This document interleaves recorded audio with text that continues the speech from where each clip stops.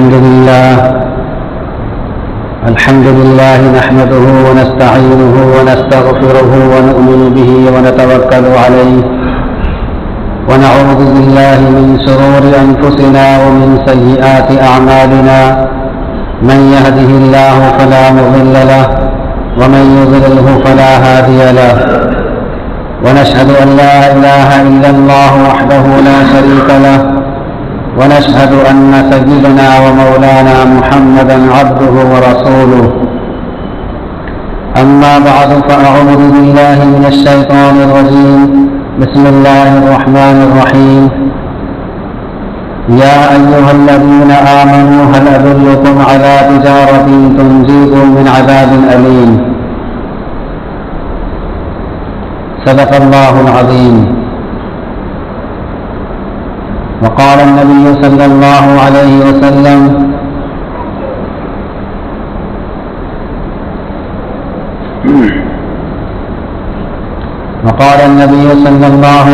وسلم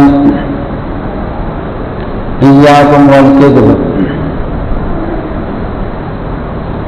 أو كما قال عليه الصلاة والسلام. میرے محترم بزرگوں، ابھی میں نے آپ حضرات کے سامنے ایک مختصر سی آیت تلاوت کی ہے جس میں اللہ تعالیٰ اپنے ایمان والوں کو مخاطب کر کے یہ فرماتے ہیں، اے ایمان والو، کیا میں تم لوگوں کو ایسی تجارت نہ بتا دوں جو تم کو دردناک عذاب سے بچا دے. دنیا کے اندر انسان آتا ہے اور جب ہوش سنبھال لیتا ہے اور گھر کی ذمہ داری کو اپنا اوڑھنا بچھونا بنا لیتا ہے اور اسے زندگی گزارنے کا احساس ہوتا ہے، تو ہر انسان کی کوشش یہ ہوتی ہے کہ میں زندگی میں کیسے ترقی کر جاؤں، اور زندگی میں ترقی حاصل کرنے کے لیے مختلف لائنیں اختیار کرتا ہے. کوئی تو اپنے کاروبار میں ترقی چاہتا ہے اور کوئی اپنی سروس کی فکر میں لگا رہتا ہے اور کوئی تجارت میں اپنے آپ کو لگا کر اس میں ترقی کا خواہاں ہوتا ہے. خلاصہ یہ ہے کہ ہر شخص کی تمنا اور ہر شخص کی کوشش یہ رہتی ہے کہ وہ دنیاوی زندگی کس طریقے سے اچھے سے گزارنے والا بن جائے. لیکن میرے محترم بزرگوں، دنیا کی یہ کوشش اور دنیا کی یہ دوڑ دھوپ اور اس کا رات دن کو ایک کر دینا، یہ اس بات کی گارنٹی نہیں ہے کہ اس کو ترقی ہو جائے. اور کاروبار میں، سروس میں، تجارت میں، الغرض دنیا کے کسی بھی شعبے میں یہ انتھک کوشش کرنے کے بعد یہ طے نہیں کر سکتا کہ میں ضرور کامیاب ہو جاؤں گا. لیکن کوشش ہر ایک کی یہی رہتی ہے. تو اللہ تعالیٰ نے اس آیت کریمہ میں ایمان والوں کو مخاطب کر کے بتا دیا کہ میں تم کو ایسی تجارت اور ایسی نفع کی تجارت بتاتا ہوں جو تم کو آخرت میں کام آئے گی.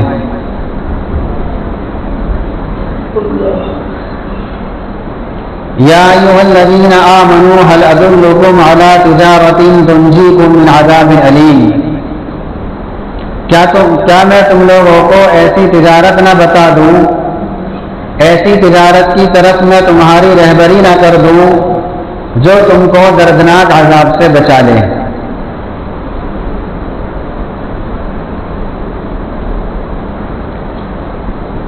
اور وہ تجارت کیا ہے؟ اگلی آیت کے اندر اللہ تعالیٰ نے اسی کا ذکر کیا ہے.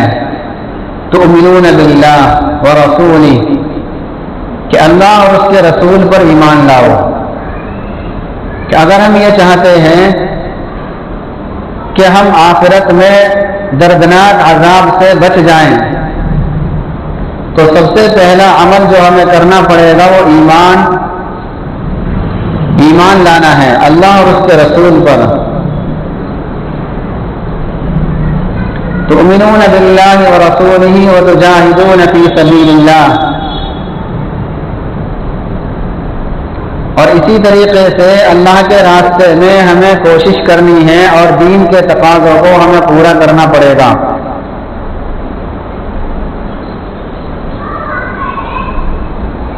یہ اللہ تعالیٰ نے اس آیت کے اندر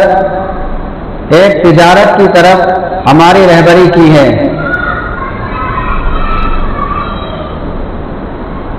اللہ کے نبی صلی اللہ علیہ وسلم نے ارشاد فرمایا ایک موقع پر کہ 3 چیزیں ایسی ہیں جو انسان کو ہلاکت میں ڈالنے والی ہیں،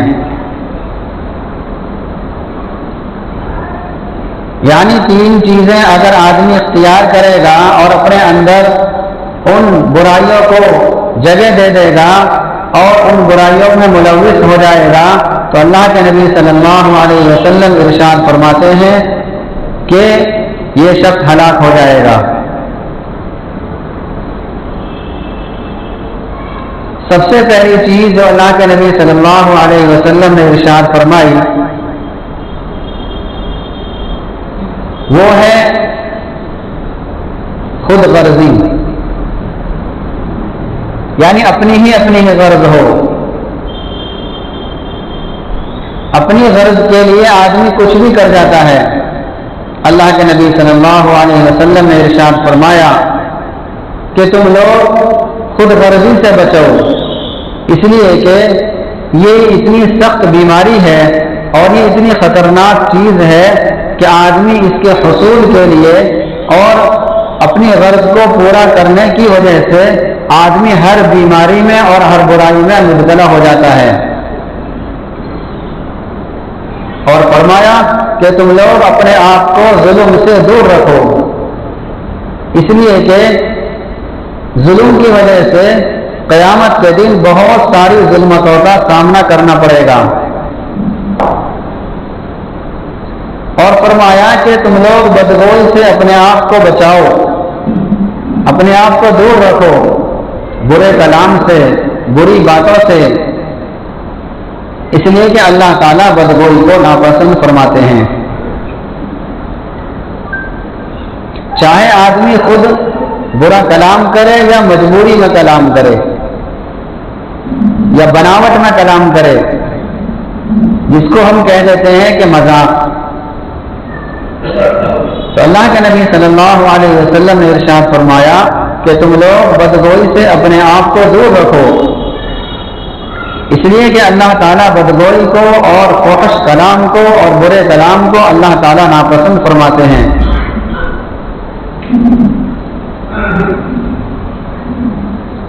اور ایک موقع پر اللہ کے نبی صلی اللہ علیہ وسلم نے ارشاد فرمایا کہ بنی اسرائیل خود غرضی کی وجہ سے 3 قسم کی برائیوں میں مبتلا ہو گئے تھے، یعنی اگر آدمی کے اندر خود غرضی آتی ہے، اپنا ہی اپنا سوچتا ہے، ایک تو تمام برائیوں میں وہ ملوث ہو سکتا ہے۔ اور اللہ کے نبی صلی اللہ علیہ وسلم نے فرمایا کہ بنی اسرائیل 3 قسم کی برائیوں میں مبتلا ہو گئے تھے۔ ایک تو کمزوروں پر ظلم کیا کرتے تھے، یعنی اپنا مطلب حاصل کرنے کے لیے اور اپنی غرض کو پورا کرنے کے لیے چھوٹوں پر ظلم کیا کرتے تھے جب تک کہ ان کی غرض پوری نہ ہو جائے۔ غرض پوری ہوگی تو چھوڑ دیا، اور غرض پوری نہ ہوئی تو چھوٹوں پر ظلم کرتے رہے۔ اور فرمایا کہ خود غرضی کی وجہ سے آدمی کے لیے جھوٹ بولنا آسان ہو جاتا ہے، جھوٹی گواہی دینا آسان ہو جاتا ہے، تو جھوٹ بولنے کی بیماری بھی عام ہو گئی تھی خود غرضی کی وجہ سے۔ جب آدمی خود غرض ہو جاتا ہے اور اس کے اندر صرف اپنا ہی اپنا سوچتا ہے، تو پھر یہ شخص جھوٹ بھی بولے گا، دوسروں پر ظلم بھی کرے گا، دوسروں کی حق تلفی بھی کرے گا، دوسروں کو ستائے گا بھی۔ یعنی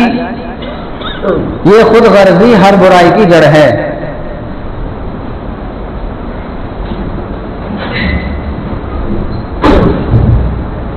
اسی طریقے سے اللہ کے نبی صلی اللہ علیہ وسلم نے دوسری چیز یہ ارشاد فرمائی، ہلاک کرنے والی چیز،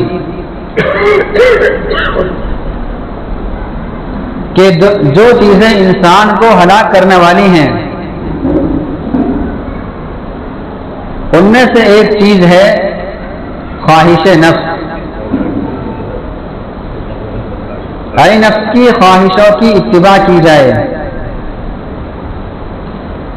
نفس جس چیز کا حکم دے اور جس چیز کا تقاضا کرے اس کو فوراً پورا کر لیا جائے، اور نفس کبھی اچھی بات کا حکم نہیں کرتا، ہمیشہ گناہوں کی طرف رہبری کرتا ہے اور گناہوں کا حکم دیتا ہے۔ قرآن کریم میں اللہ تعالیٰ ارشاد فرماتے ہیں وَمَا أُبَرِّئُ نَفْسِي إِنَّ النَّفْسَ لَأَمَّارَةٌ۔ یہ حضرت یوسف علیہ السلام جب جیل سے رہا ہو گئے اور ان پر جو زلیخا نے تہمت لگائی تھی، جب وہ اس سے بری ہو گئے اور ان عورتوں نے اپنے جرم کا اعتراف کر لیا، تو حضرت یوسف علیہ السلام خود اپنے بارے میں فرماتے ہیں کہ وما ابرئ نفسی، کہ میں نفس سے میں بھی بری نہیں ہوں، ان النفس لامارہ، اس لیے کہ نفس تو بری باتوں کا حکم ہی کرتا ہے۔ تو نفس کبھی اچھی باتوں کا حکم نہیں دے گا، کبھی اچھائی کی طرف رہبری نہیں کرے گا، ہمیشہ نفس برائیوں کی طرف لے جائے گا۔ تو دوسری چیز جو ہلاک کرنے والی ہے انسان کو، وہ ہے نفسانی خواہشات کی پیروی کرنا اور نفسانی خواہشات کی اتباع کرنا۔ اللہ کے نبی صلی اللہ علیہ وسلم ارشاد فرماتے ہیں الکیس من دان نفسہ وعمل لما بعد الموت، کہ عقل مند انسان وہ شخص ہے جو روزانہ اپنے نفس کا محاسبہ کرتا رہے، شام کو اپنے دل میں جھانکے اور محاسبہ کرے، اپنے زندگی کا حساب لے کہ آج میں نے کیا پایا اور کیا کھویا، یعنی آج میں نے اللہ تعالیٰ کی مرضیات پر کتنا عمل کیا اور آج میں نے اللہ تعالیٰ کی مرضیات کو کتنا ٹھکرایا۔ یہ انسان اپنے دل میں روزانہ اپنا حساب کرتا رہے، اس کو فرمایا کہ یہ سب سے بڑا عقل مند ہے۔ اور سب سے زیادہ ناتواں اور کمزور وہ شخص ہے جو اپنی نفسانی خواہشات کی اتباع میں لگ جائے اور اللہ تعالیٰ سے امیدیں بھی باندھے کہ نفس کی خواہش کو پورا بھی کر رہا ہے اور نفس کی خواہش کی تکمیل بھی کر رہا ہے، لیکن ساتھ ساتھ امید بھی یہ لگا رہا ہے کہ اللہ تعالیٰ سے جنت کی امید ہے، اللہ تعالیٰ سے اچھی امید لگائے بیٹھا ہے۔ اللہ کے نبی صلی اللہ علیہ وسلم ارشاد فرماتے ہیں کہ سب سے زیادہ عاجز ہے یہ شخص، سب سے زیادہ کمزور ہے یہ شخص کہ نفسانی خواہشات کی پیروی بھی کر رہا ہے اور اللہ تعالیٰ سے امید بھی لگا رہا ہے۔ اس لیے اللہ تعالیٰ سے امید لگائیں، لیکن نفسانی خواہشات پر کنٹرول کرنے کے ساتھ ساتھ اسی طریقے سے تیسری چیز جو اللہ کے نبی صلی اللہ علیہ وسلم نے ارشاد فرمائی اور جو انسان کو ہلاکت تک پہنچا دینے والی ہے وہ ہے خود پسندی، یعنی غرور اور تکبر، کہ غرور اور تکبر یہ انسان کو ہلاکت کے دہانے پر پہنچا دیتا ہے۔ یہ ایسی بیماری ہے جس کو لگ جائے اس کی نیکیاں بھی برباد ہو جاتی ہیں،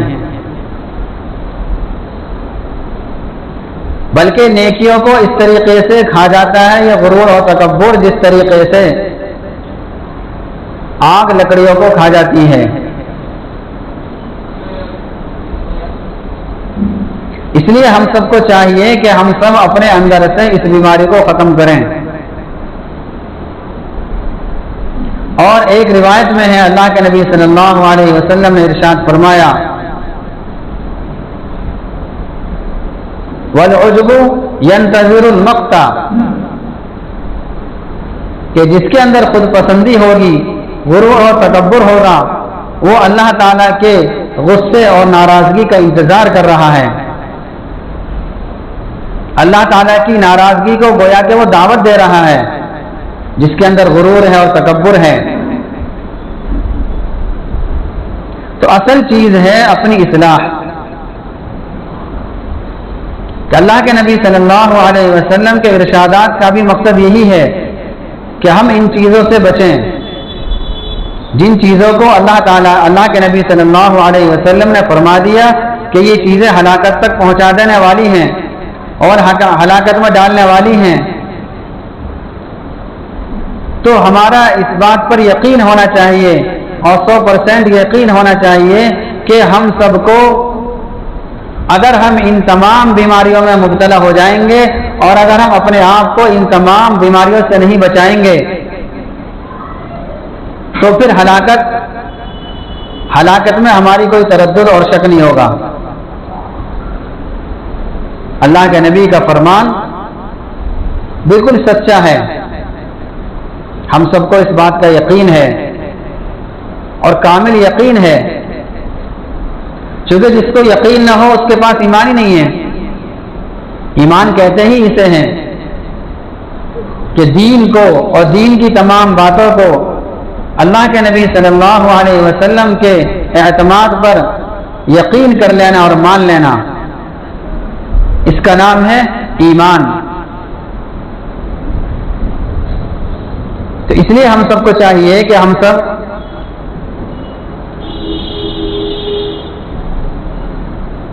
ان تمام باتوں کو غور سے سنیں اور اپنے اندر سے ان تمام چیزوں کو نکالیں، اپنے اندر سے ان تمام برائیوں کو ختم کریں۔ ایک ہے خود غرضی، دوسروں کا بھلا ہونا چاہیے، یہ نہیں کہ جب تک اپنی غرض ہے اور اپنا مطلب نکل رہا ہے اس وقت تک اس سے دوستی بھی ہو رہی ہے اور رشتہ داری بھی نبھائی جا رہی ہے اور دیگر تعلقات بھی اس سے نبھائے جا رہے ہیں، لیکن جیسے ہی اپنی غرض پوری ہو گئی اور اپنا مطلب نکل گیا تو برسوں کی رشتہ داری اور برسوں کے تعلقات یہ سارے کے سارے ختم کر دیے۔ بنی اسرائیل کے اندر یہی مرض تھا کہ ان کے جو آباء و اجداد کے جو تعلقات تھے وہ صرف اور صرف غرض سے وابستہ تھے، غرض پوری ہو گئی تعلقات ختم۔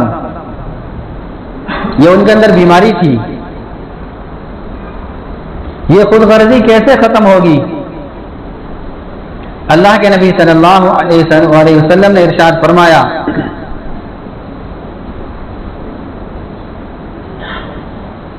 کہ اگر کوئی شخص اس بیماری کو ختم کرنا چاہتا ہے اپنے اندر سے تو اس کے لیے ضروری ہے کہ وہ زکوٰۃ دینے میں کوتاہی نہ کرے اور مہمان نوازی کرے۔ یعنی اگر گھر پر کوئی مہمان آ گیا تو اس کی خاطر تواضع کرے۔ اسی طریقے سے تیسری چیز اللہ کے نبی نے یہ ارشاد فرمائی کہ اگر کوئی شخص دین کی خاطر کسی مصیبت میں مبتلا ہے تو اس کی مدد کرے، اس کا تعاون کرے۔ تو اگر یہ تین چیزیں آدمی اپنے اندر لے آئے گا تو اللہ تعالیٰ اس کے اندر سے خود غرضی کو ختم کر دیں گے۔ تو اس لیے ہم سب کو چاہیے کہ ہم ان تمام باتوں پر اخلاص کے ساتھ عمل کرنے کی ہم سب کوشش کریں۔ اللہ تعالیٰ مجھے بھی اور آپ سبھی حضرات کو عمل کرنے کی توفیق نصیب فرمائے۔ آمین وآخر دعوانا الحمدللہ رب العالمین۔